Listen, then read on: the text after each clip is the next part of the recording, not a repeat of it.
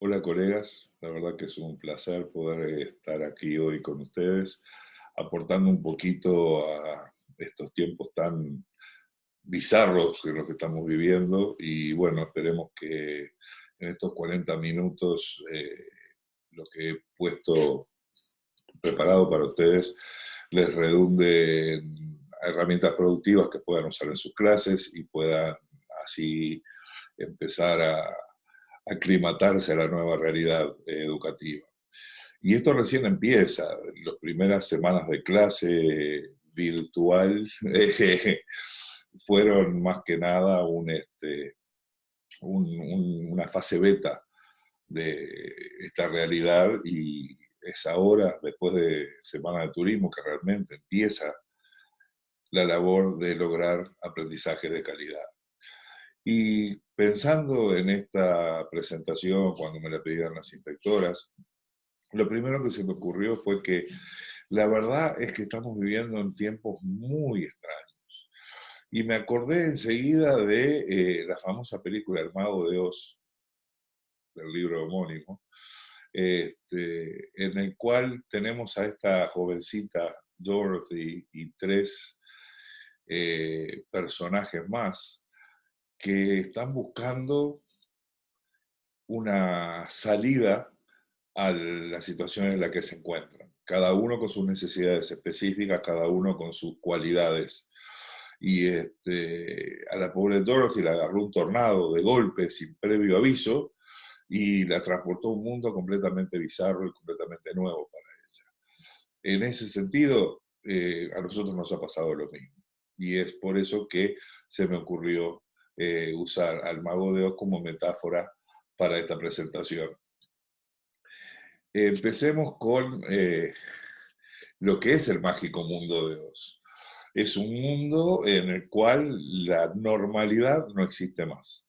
Los tiempos son diferentes, la película se enroca muy claramente la diferencia a través del uso de los colores. La primera parte de la película, cuando Dorothy está en su casa, es en blanco y negro, después surgen estos colores vibrantes. ¿Y a quién vemos en el mundo de Oz? Bueno, tenemos primero que nada a Dorothy. Para mí Dorothy representa a nuestros alumnos, ¿no? Por un hecho completamente fortuito sobre el cual no tienen control ninguno, ni ella ni su familia que queda atrás en Kansas, se mete en esta aventura y lo único que busca es poder volver a casa, poder volver a esa normalidad. Para nosotros la metáfora sería poder volver a focalizarnos en los aprendizajes de los alumnos. Y ese es el mensaje que quiero mandar.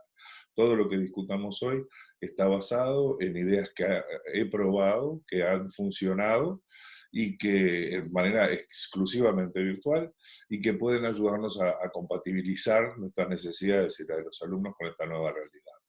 Pero también tenemos otros personajes que Dorothy se va encontrando en el camino hacia a buscar al mago de Oz, que es ese mago maravilloso que la puede salvar. Tenemos al famoso león cobarde. Este león lo que buscaba era que el mago le diera el don del coraje. Él se consideraba cobarde. Muchos de nosotros, tenemos que admitirlo, cuando nos enfrentamos a esta realidad, nos sentimos completamente desempoderados. No sabemos qué hacer, nos daba miedo poder probar estas cosas tecnológicas nuevas. Y lo que sucede más que nada para nosotros como leones cobardes en el camino es que estamos tan apabullados por tanta aplicación y tanta cosa tecnológica que realmente no nos sentimos eh, firmes en lo que nosotros queremos hacer. También está el espantapájaros.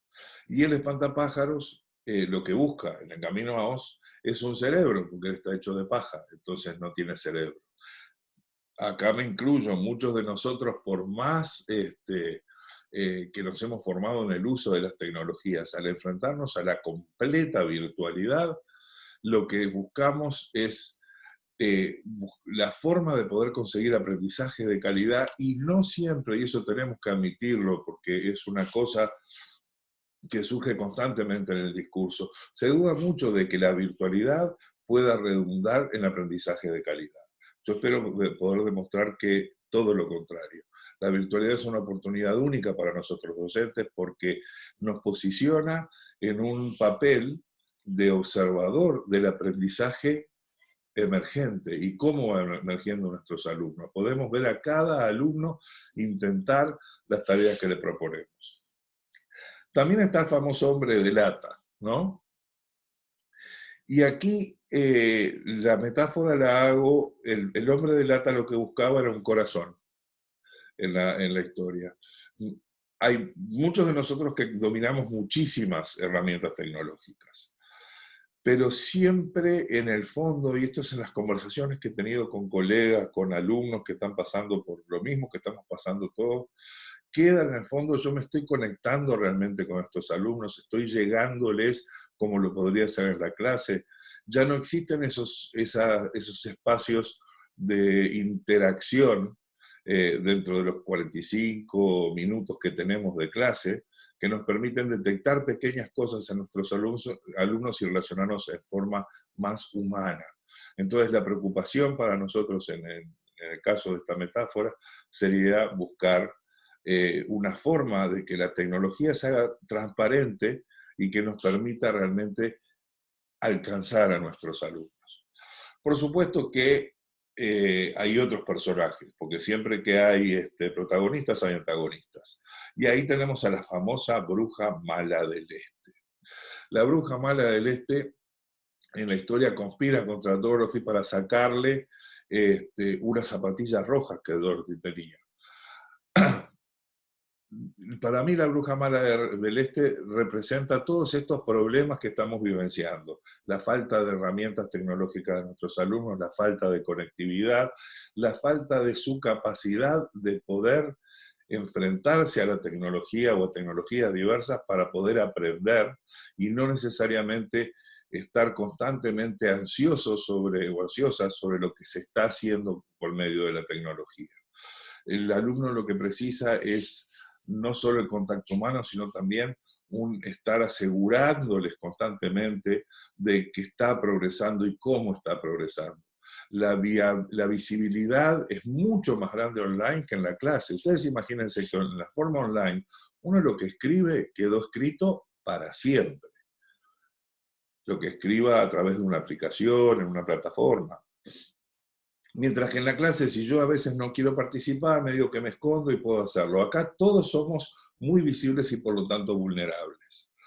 Y es una cosa que tenemos que atender. ¿Y quién más está? Está el famosísimo Mago de Oz. Este ser increíble que bien podría representar esas aplicaciones que nosotros usamos y decimos, esto nos va a salvar, esto nos va a ayudar a hacer tal cosa o tal otra con nuestros alumnos. La pregunta siempre es que tienen los personajes en la historia, si el mago los podrá ayudar a hacer lo que ellos quieren. ¿Y qué es lo que pasa al final de la historia? Al final de la historia se corre la cortina detrás de la cual está el Mago de Oz. ¿Y qué se dan cuenta el resto de los personajes? Que el Mago de Oz es sencillamente una persona común y corriente que no tiene ningún poder especial, sino que lo que tiene es las mismas condiciones humanas que nosotros. Entonces, por eso, quiero empezar la presentación esta con una idea muy potente de Diane Laurillard. Diane Laurillard trabajó muchos años en el gobierno británico de Tony Blair y fue responsable por la incorporación de la tecnología a nivel universitario en forma masiva. Y tiene un precioso libro que ella llama La educación como ciencia del diseño, en la cual nos pone al tanto de que si bien la tecnología y las tecnologías, las aplicaciones, muchas veces direccionan el camino de la educación, muy pocas veces se crean tecnologías específicas para la educación. En la historia de las famosas tecnologías, tenemos solo una herramienta que estamos seguros que fue creada exclusivamente para la educación y esa es el pizarrón, el viejo y querido pizarrón. Las otras tecnologías, el libro, por ejemplo, la creación de la imprenta, fue para difundir religión. Cuando trabajamos con plataformas virtuales de aprendizaje, las que tenemos a disposición, no fueron necesariamente creadas para la educación masiva de niños y adolescentes, sino para reducir costos corporativos en la capacitación de los empleados, al no tener que pedirles que viajaran, por ejemplo. Entonces tenemos que pensar muy bien que esas aplicaciones que tenemos, que muchas veces suenan como la solución, tenemos que realmente pensar si nos aportan a algo. ¿Por qué? Porque las aplicaciones, la tecnología no es la respuesta es la pedagogía. Y ahí sigo mencionando a Lori Lard, y ustedes pueden leer la cita. Ella considera que nosotros somos diseñadores de experiencias de aprendizaje. Y las experiencias de aprendizaje no parten de la tecnología es solamente el medio a través del cual nosotros promovemos una mediación de ese aprendizaje y tenemos injerencia sobre el aprendizaje de los alumnos. Entonces, lo que tenemos que ver es que si bien la tecnología está presente, nuestra principal labor es familiarizarnos con ella, no por el hecho de familiarizarnos con la tecnología, sino para poder asegurarnos que esa tecnología que seleccionamos realmente redunda en una mediación de aprendizaje de calidad. Y acá cito a Higgins y a sus colegas que en el 2007 escribieron esta sencillísima frase, que es: la buena enseñanza sigue siendo buena con y sin tecnología. Entonces volvemos a lo que les decía. Esto es, más que nada, sobre pedagogía y no sobre tecnología. Entonces, ¿cuál sería el camino de ladrillos amarillos que recorreríamos nosotros los docentes en esta presentación? Bueno, este camino nos llevaría a una ruta que tiene un determinado objetivo. Nosotros lo que queremos es que los alumnos aprendan la lengua que estamos enseñando, en nuestro caso la lengua, ¿verdad? Para eso, para poder lograr el objetivo de llegar al centro del asunto, precisamos diferentes momentos en el camino, diferentes estaciones en el camino. Tenemos, por ejemplo, el concepto de metas de aprendizaje. Es necesario, cuando trabajamos en la virtualidad, hacer muy explícitas las metas de aprendizaje. ¿Qué es lo que esperamos que los alumnos puedan hacer? Y ahí la tecnología generalmente se nos presenta como un condicionamiento para esas metas de aprendizaje, porque no toda tecnología nos permite lograr lo que nosotros esperamos. Y de ahí la búsqueda de aplicaciones para poder lograr que los alumnos aprendan. Pero no es suficiente con comunicarle a los alumnos: yo en este módulo, en esta unidad, en esta semana o en este mes, según cómo organicen ustedes su curso, vas a aprender tal cosa o te voy a enseñar tal otra. Sino que lo que tengo que hacer es proporcionarle al alumno evidencias de aprendizaje. A ver, les voy a mostrar un ejemplo muy clarito. Estas evidencias de aprendizaje son, al fin y al cabo, herramientas de evaluación para que el alumno pueda autoevaluarse, para que sus pares lo puedan evaluar y, más importante, para que nosotros lo podamos evaluar. Y eso tiene que ser, para lograr la transparencia a la que hacía referencia, tiene que ser exclusivamente explícito. No puede haber secretos. Ahora, una vez que yo tengo una meta de aprendizaje, evidencias de aprendizaje, yo tengo que posicionarme en cuál va a ser lo que el alumno va a poder hacer a consecuencia de mi enseñanza al final de este ciclo de instrucción, que puede llegar a ser una semana, como les decía, o un módulo o una unidad. En los programas de lenguas extranjeras algunos trabajan con unidades temáticas. Por lo tanto, al final de la unidad temática, ¿qué es lo que debería ser capaz de hacer el alumno? Y acá sí, la abundancia de modos de comunicación a través de las tecnologías, la multimodalidad, nos da infinitas posibilidades para qué es lo que los alumnos pueden lograr hacer.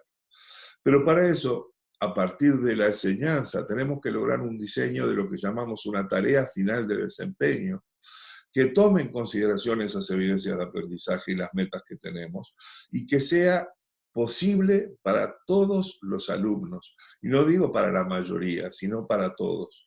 No se olviden la vulnerabilidad a la cual estamos expuestos en la virtualidad y que tenemos que cuidarla y manejarla. Entonces, al momento, yo les voy a enseñar a diseñar una tarea final. Pensémosla siempre en forma retrospectiva. Como se darán cuenta, esto está muy influido por la enseñanza para la comprensión, el diseño retrospectivo que se llama, pero más que nada es buena práctica docente. Ahora, ¿qué pasa luego que tenemos una tarea final de desempeño? Tengo que construir instrumentos de evaluación, no solo para la tarea final de desempeño, sino para cada una de las evidencias de aprendizaje que decidí a partir de mis metas de aprendizaje. Entonces, esos instrumentos de evaluación van a atender tres cosas: lo que se llama la evaluación del aprendizaje, cómo vamos a evaluar el desempeño final de los alumnos, si hay alguna actividad dentro de la secuencia didáctica, cuál va a ser la actividad importante para la cual los estudiantes van a recibir una calificación, pero también tenemos que proporcionarles oportunidades de evaluación para el aprendizaje. ¿Qué es la evaluación para el aprendizaje? Es un tipo de evaluación que nos lleva a calificación, pero que sí informa tanto a docentes como a alumnos de cómo los alumnos están adquiriendo. Y esas son las evidencias, las que se correlacionan más directamente con las evidencias de aprendizaje. No son formales, están metidas dentro de las tareas y están constantemente dándonos información. Como ustedes verán, hasta ahora el camino de ladrillos amarillos nos ha llevado a un punto en el cual la evaluación es fundamental. ¿Por qué? Porque la evaluación es el motor de la enseñanza y el motor del aprendizaje. Si no sabemos dónde estamos, mal podemos seguir en el camino.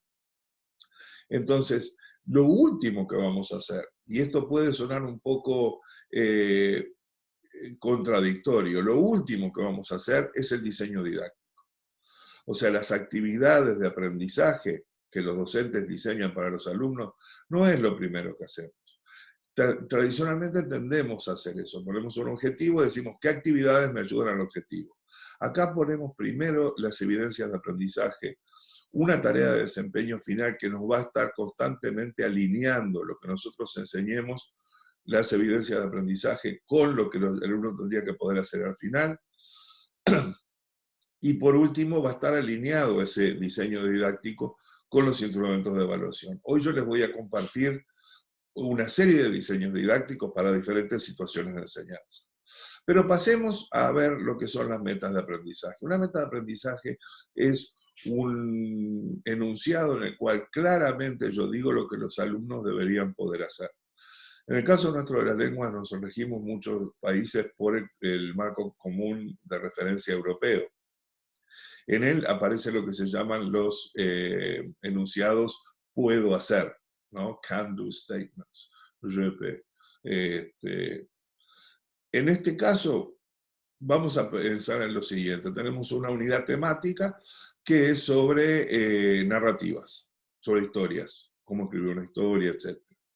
Yo puedo poner dentro de esa unidad temática un trabajo de una semana con mis alumnos, y eso es lo que les estoy proponiendo. Para esta semana, una historia se compone de varias cosas. Ustedes lo tienen ahí en la ilustración. Está el protagonista, el antagonista son los personajes, están las locaciones, está el camino o argumento. Una de las cosas que los alumnos deberían poder hacer para poder escribir una narrativa atractiva sería poder describir bien a los personajes. Entonces, fíjense cómo enuncio yo la meta de aprendizaje. Al finalizar la secuencia de trabajos en línea, los alumnos serán capaces de describir oralmente a uno de los personajes de una historia corta utilizando adjetivos sobre apariencia física y personalidad. Fíjense que ahí voy a todos los aspectos, a lo que sería la parte más pragmática del desempeño de los alumnos, que es lo que pueden hacer. Pero también digo, ¿qué conducta se espera de esto? Que ellos puedan describir en forma oral y que incluyan vocabulario relacionado al aspecto físico y a la personalidad. Entonces, ¿cómo desempaco yo esta meta de aprendizaje en evidencias de aprendizaje? Para que ellos puedan lograr eso en esta semana, y esto está relacionado con una unidad más larga, que es al final ellos van a tener que hacer una narrativa eh, completa. Estas son las evidencias de aprendizaje para esta semana que trabajamos sobre los personajes. Y fíjense que están escritas desde el punto de vista del alumno, para que el alumno pueda usarlas como autoevaluación. La autoevaluación es la tercera pata de la evaluación, que se denomina evaluación como aprendizaje. O sea, lo que estamos pidiendo a los alumnos es que puedan autodiagnosticarse si pueden hacer algo o no lo pueden hacer. ¿Por qué es importante esto? Primero porque en la virtualidad hay mucha soledad.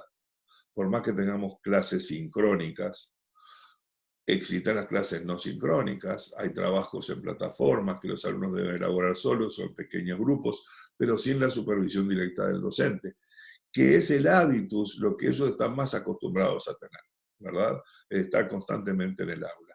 Acá están en su casa con los padres o hermanos o familiares o cuidadores, pero el docente no está siempre presente.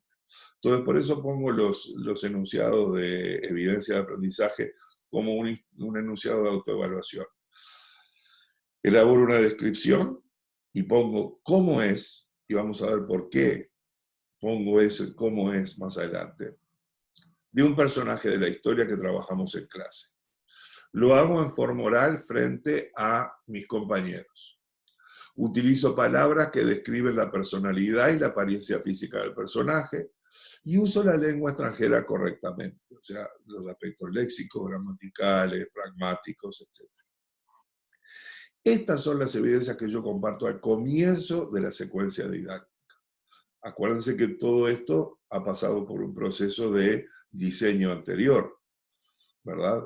Cuando yo cuelgo esto en la plataforma, tengo que explicarle a los alumnos por qué. Y ahí siempre nos va a convenir hacer referencia a la tarea de desempeño final. La tarea de desempeño final para esta unidad, la que se me ocurrió a mí, hay miles, es que los alumnos confeccionen un podcast sobre la historia, pero que traten de hacerlo de la siguiente manera. Y fíjense lo detallado de las instrucciones de esta tarea. Ellos han leído una historia con ustedes en clase, virtual, por supuesto. Han hecho ejercicios de comprensión de la lectura, han inclusive en muchos casos hecho ejercicios de cómo la lengua influye en el significado de esta historia, o cómo el autor utiliza aspectos textuales para comunicar ciertos significados. La tarea que les propongo, que es la tarea de desempeño final del final de la unidad, es la siguiente. En su carácter de expertos en la historia X, que es la que he leído, se les ha solicitado colaborar en la confección de un podcast sobre una parte de la misma, no toda la historia, una parte de la misma. Para ello trabajarán en grupos, tendría que haber puesto de cuántos alumnos, honestamente no lo puse, pero es una información pertinente, de 4 alumnos, por ejemplo, elaborando un guión y seleccionando efectos sonoros y soporte musical para ese momento de la historia. El desafío consiste, y aquí, ¿por qué les hablo de desafío?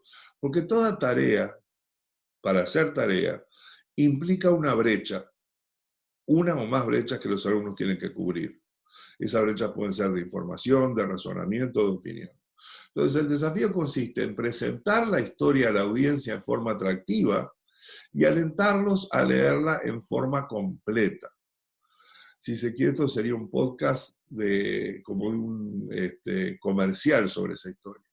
Presentarán su podcast a través de CREA y sus compañeros y profesor evaluarán el podcast.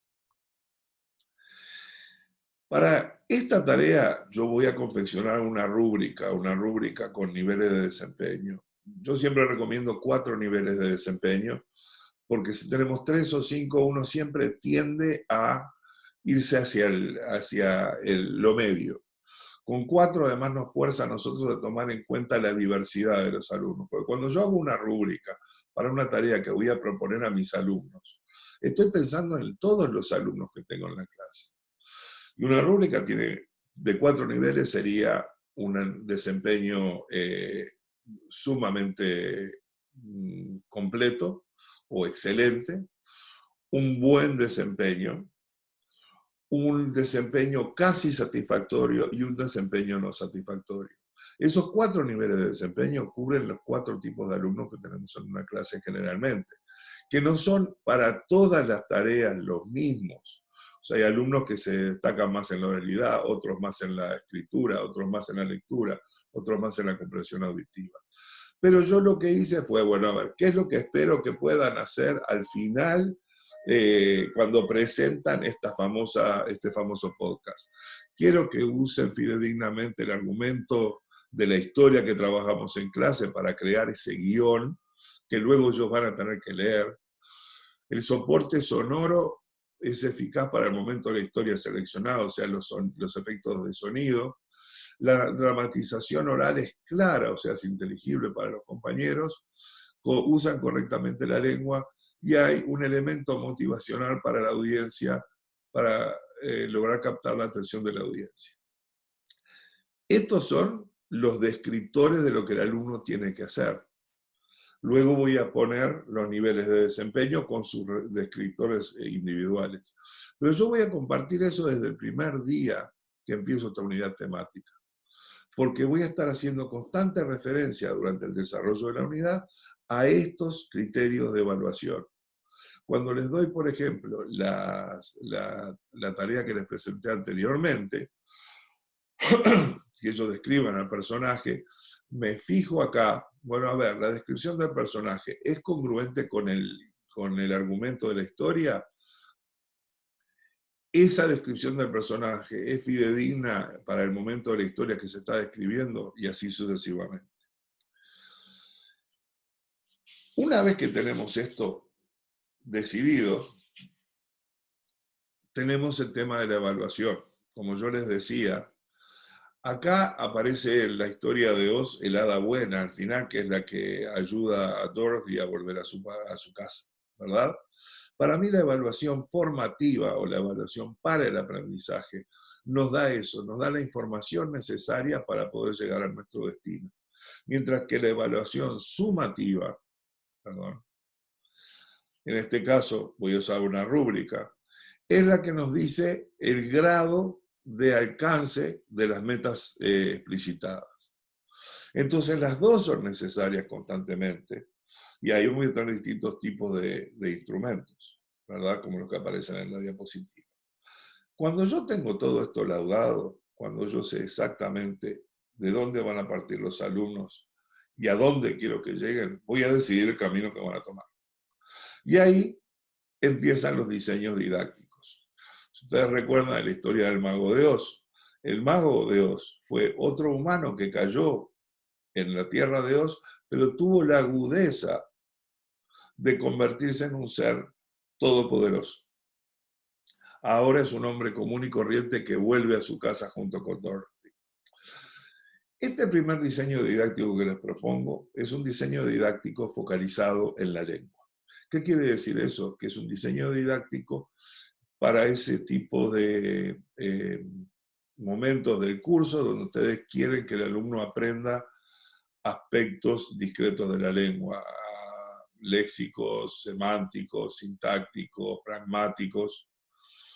Y estoy usando inspiración del trabajo de un colega inglés, Jason Donovan, que propone una modalidad que compatibiliza las dos perspectivas más tradicionales de la enseñanza de lenguas, el modelo de presentación, práctica, producción, con el modelo basado en tareas. Él lo que propone es comenzar la unidad con un texto. El texto puede ser escrito o puede ser un texto oral. Primero, hacer algún tipo de tarea de activación del conocimiento previo de los alumnos y después lectura o escucha intensiva para que el alumno focalice en determinada información o característica textual. Luego que se trabaja el texto, cuando el alumno ha comprendido el significado y basándonos exclusivamente en lo trabajado en el texto, extraemos para explicar a los alumnos o para proponer la resolución de un problema, características del texto, o hacemos lo que se llama la lexicogramática a partir del texto, análisis de vocabulario y de gramática. Eso no es una enseñanza en el vacío, sino que es una enseñanza basada en el texto que dio origen al significado, que es lo que realmente la lengua es un sistema semiótico para construir significados nuevos. Luego que tenemos eso hecho, les proponemos una tarea que tiene que ser significativa, o sea, conectada al tema del texto con el cual empezamos, tiene que ser expresiva, o sea, tiene que requerir que los alumnos utilicen la lengua, lo que ellos ya saben, lo que están aprendiendo y lo que intuyen, que muchas veces nos sorprende. Tiene que ser interactiva, o sea, ahí tenemos que lograr que los alumnos puedan trabajar en pares, en tríos o en grupos de a 4. Virtualmente más de 4 alumnos por grupo no es aconsejable porque el encontrarse virtualmente requiere tiempo y no todos los alumnos lo tienen a su disposición. Y también implica la puesta en juego de los recursos lingüísticos que los alumnos traen, ¿no?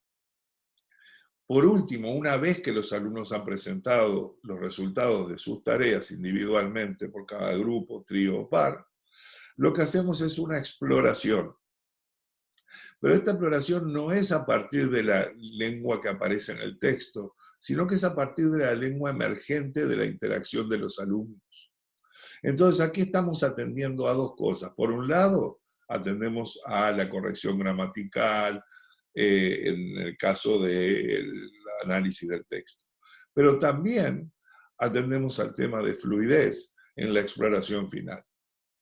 Este es un buen modelo que podemos organizar, por ejemplo, en sesiones semanales de clase. En el ciclo básico, las 4 horas semanales que hay, podemos planificar para cada momento una actividad y llevarlo así. Pero no es el único diseño didáctico que existe. Existe otro que es el que está centrado en el desempeño. Y aquí vuelvo a la enseñanza para la comprensión. ¿Cómo estructuro esto? Bueno, básicamente tengo los objetivos del curso, lo que aparece en el programa, y diseño la evaluación de y para el aprendizaje, como les dije. Ahora, modularizo los contenidos, los parto en pequeñas unidades manejables. Cada unidad va a tomar un objetivo, ¿verdad?, que va a estar relacionado con el objetivo del curso, un objetivo o meta de aprendizaje. Eso yo lo pongo claro, lo explico a los alumnos. Por ejemplo, grabo un video donde explico a los alumnos, en esta unidad vamos a hacer esto, esto y esto, para que ustedes luego puedan hacer tal cosa. Lo que aprendamos hoy lo vamos a usar aquí, lo vamos a usar allá. Si tienen acceso a ejemplos, ya sea de textos escritos u orales, lo que se espera que ustedes hagan al final es esto, y les muestran algo y generan una tarea de comprensión. A partir de ahí proponemos una tarea que los alumnos hacen de forma individual. Esta primera tarea tendría que atender a activar el conocimiento previo de los alumnos. ¿Para qué? Para que luego de que han activado el conocimiento previo y se familiarizan con algún material que nosotros les proponemos, con algún texto, puedan en forma interactiva elaborar. ¿Cómo? Con un foro de discusión, por ejemplo. O con cadenas de mensajes. Si ustedes usan CREA, en las notificaciones está la posibilidad, y también en los foros de discusión, está la posibilidad de grabar las respuestas en forma de grabación de audio o inclusive de video. Pueden proponer una tarea, una discusión interactiva de esa naturaleza. Y después una tarea colaborativa donde los alumnos ya trabajan más en grupos y construyen algo en preparación para una tarea de desempeño de final de la unidad. En un mundo ideal, cada tarea de desempeño que yo doy para cada uno de los objetivos de mi módulo deberían conducir a la tarea de desempeño final del módulo, ¿verdad? Tal como yo les mostré. Trabajo personajes esa sería la tarea del objetivo 1. Descripción de personajes. ¿Para qué? Para que cuando hagan el podcast al final puedan hacerlo bien. Este es un modelo seguro, es un modelo pausado y pautado, redunda en buenos aprendizajes porque le da al alumno la posibilidad de trabajar individualmente con colegas o en pares o en grupos. Pero sí es verdad que puede resultar demasiado estructurado para cursos de lenguas. Podríamos tomar una unidad y hacerla de esta manera, siempre y cuando el objetivo de la unidad sea que los alumnos se comuniquen en forma oral o escrita. O sea, esto sería bueno, una buena modalidad de diseño didáctico para que los alumnos trabajen esas dos macrodestrezas. Pero después tenemos un diseño didáctico basado en el andamiaje. ¿Qué es el andamiaje? Es una de estas palabras que usamos mucho en educación, pero que ha sido completamente mal entendida. El andamiaje no es simplificar las cosas para los alumnos. El andamiaje no es darle las respuestas a los alumnos. El andamiaje no es nada más que la transposición de la responsabilidad sobre una actividad, en nuestro caso el uso de la lengua, desde el docente hasta el alumno. Piensen en que el docente le está generando oportunidades para que el alumno de a poco se apropie de herramientas lingüísticas y pueda usar la lengua en forma independiente. El modelo tradicional incorporaría estos 4 pasos que ustedes ven ahí. La enseñanza directa, donde el docente dice, explica, demuestra. Y ahí las herramientas que podemos tener que existen en plataforma o en otras aplicaciones, demostraciones, explicaciones, videos, documentos o libros electrónicos. Y ahí sí, el docente le dice a los alumnos, les enseña algo a los alumnos. El segundo momento es la enseñanza guiada, donde ya el docente no es tan protagonista, sino que podríamos decir que es protagonista 50% y 50%. Y ahí usamos simulaciones, los foros de discusión, videos que no solamente nosotros les mostramos a los alumnos, sino que ellos también graban, documentos que ellos generan. Y si usan CREA, por ejemplo, en enseñanza guiada podemos proponer una comprensión auditiva, una comprensión de la lectura, la visualización de un video, y usar la funcionalidad de pruebas que nos da la posibilidad de hacer opción múltiple, falso verdadero, reorganizar texto, etc. Esto es enseñanza guiada, es enseñanza con práctica, y la práctica es fundamental. El alumno no puede dejar de practicar las cosas que nosotros le enseñamos, ya sea vocabulario, ya sea lengua usada en forma interactiva. Tiene que haber una instancia de práctica. ¿Por qué? Porque es la única manera donde el alumno puede manipular la lengua y testar hipótesis personales para ver si lo que hace con la lengua es correcto o no. Después viene la fase del aprendizaje colaborativo. Ahí los podemos poner en grupos, los famosos breakout rooms, o podemos usar foros de discusión. Y por último, el aprendizaje independiente, que en una plataforma lo tenemos a través de tareas y foros. La belleza de este modelo de andamiaje es que no es lineal, nos permite variaciones. La variación, una es la tradicional, enseñanza directa, guiada, aprendizaje colaborativo, aprendizaje independiente. Pero yo puedo empezar con una actividad de aprendizaje colaborativo, ¿verdad? Poniéndolos en grupos, que ellos hagan algo. Luego les doy una mediación con práctica, con ejercitación. Les propongo una tarea independiente y a consecuencia de esa tarea independiente, y pensando en la lengua que emerge de lo que el alumno pudo hacer y lo que no pudo hacer, yo diseño instancias de enseñanza directa para luego retomar con aprendizaje colaborativo, guiada, etc. Mientras que el primer triángulo es lineal, el segundo es espiralado, ¿verdad? Y el tercer modelo es un poco más ambicioso. Yo le puedo proponer a cada alumno que haga algo. Y ahí tengo un diagnóstico de toda mi clase, de lo que puede hacer o no hacer con la lengua. ¿Qué hago a consecuencia de eso? Les explico directamente. Y después propongo aprendizaje colaborativo, interactivo, por medio de tareas, de proyectos, de resolución de problemas, y en base a lo que surge del uso de la lengua por parte de los alumnos con respecto a esto, es que hacemos la enseñanza guiada.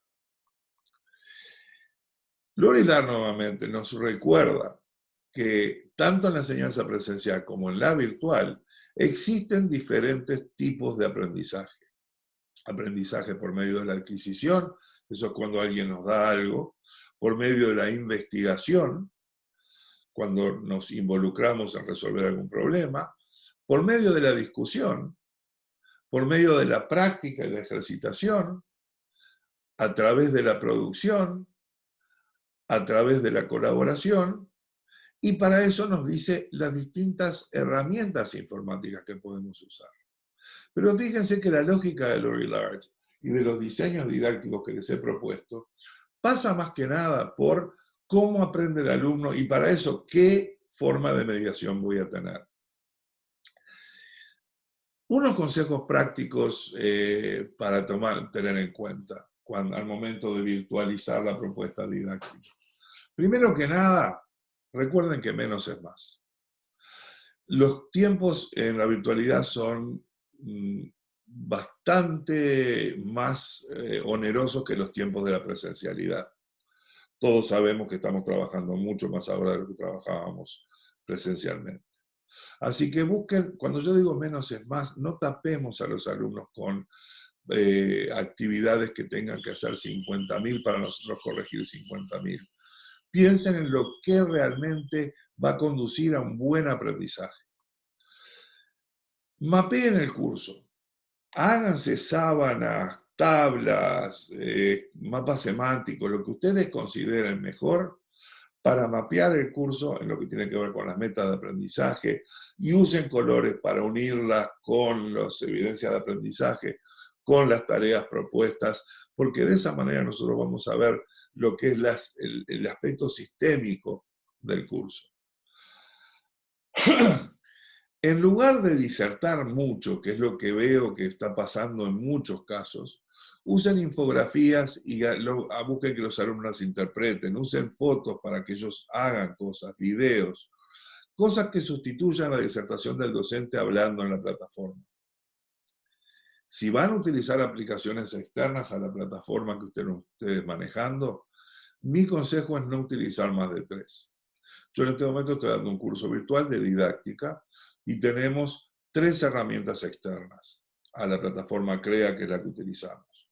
Una es Pensu, que es una aplicación para hacer diarios reflexivos, personales, con la posibilidad de compartirlo, pero además todo eso queda en la nube y los alumnos tienen un registro.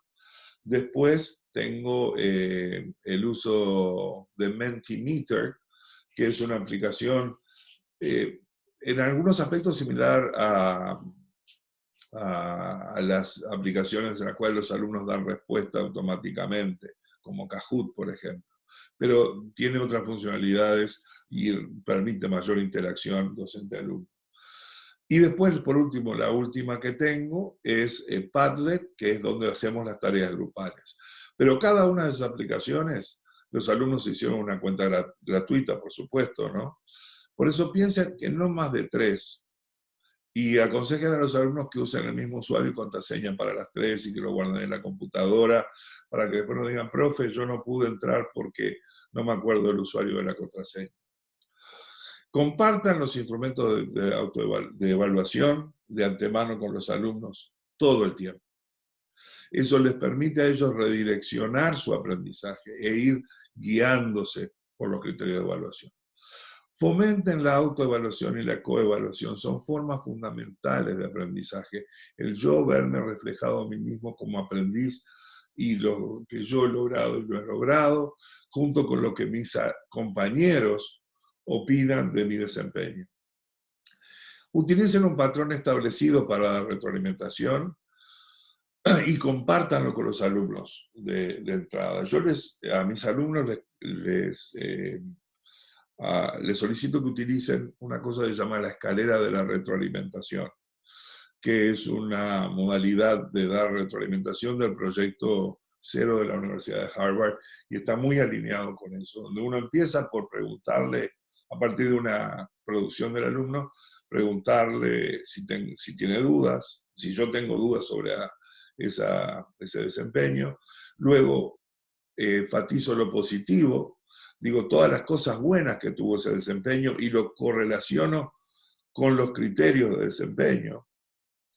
Después le explico mis preocupaciones sobre ese desempeño, cosas que vi que no se hicieron bien, y por último le doy consejos sobre qué es lo que puede hacer para mejorar. Y eso me lleva al último punto, que es la comunicación virtual. Acá también menos es más. Por más que uno sea explícito, que escriba, siempre va a haber malos entendidos, porque no hay retroalimentación directa, ¿no? Entonces, piensen en una comunicación con sus alumnos que sea clara, usen lenguaje simple y den ejemplos. Muéstrenle a los alumnos lo que se espera de ellos. Y si no tienen para mostrar, cuenten. Tiene que ser directa. Nada de, bueno, muchachos, vamos a ver si esta semana, no, esta semana vamos a hacer A, B, C, ¿no? Vamos a aprender JQK.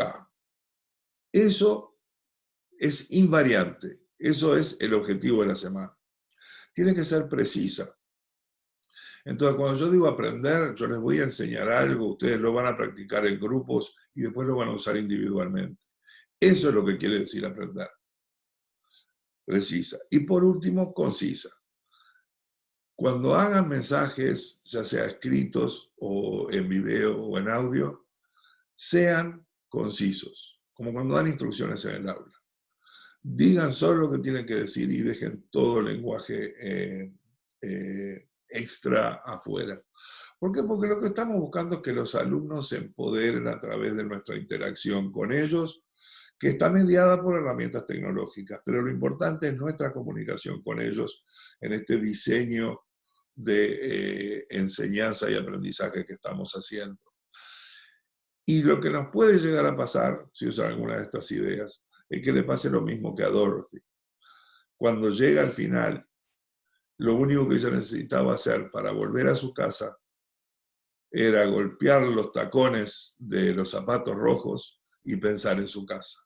Y ahí la bruja buena, la helada buena, le dice, tuviste el poder todo el tiempo, querida mía. Y nosotros lo tenemos, colegas.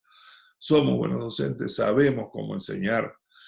El desafío es poder volcar todo lo que ya hacemos bien para que redunde en mayor beneficio de nuestros alumnos. Los dejo por acá, colegas, y espero que lo que hemos hecho hoy haya servido y espero comentarios. A la Inspección de Inglés, muchas gracias por la invitación. Realmente una alegría poder volver. Así que espero vernos pronto, colegas. Chaucito.